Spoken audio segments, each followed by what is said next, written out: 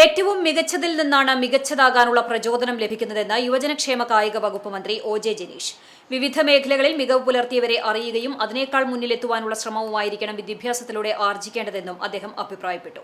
കാട്ടകമ്പാൽ പഞ്ചായത്തിന്റെ ആഭിമുഖ്യത്തിൽ നടത്തിയ മികവ് 2026 ആദര സദസ്സ് ഉദ്ഘാടനം ചെയ്ത് സംസാരിക്കുകയായിരുന്നു മന്ത്രി.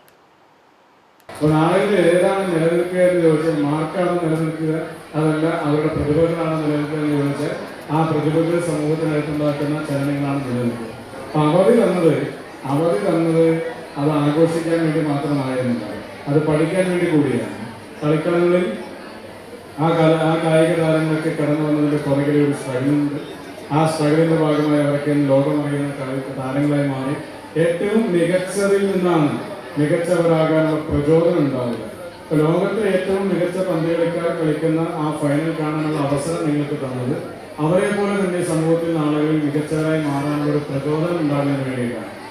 പഞ്ചായത്ത് പരിധിയിലുള്ള SSLC, +2 പരീക്ഷകളിലും LSS, USS, NMMS പരീക്ഷകളിലും വിജയിച്ചവരെയും വിവിധ മേഖലകളിൽ വ്യക്തിമുദ്ര പതിപ്പിച്ചവർ, കലാകായിക മേഖലകളിൽ മികവ് പുലർത്തിയവർ തുടങ്ങി 760 പേരെയാണ് പഞ്ചായത്ത് ഉപഹാരം നൽകി ആദരിച്ചത്.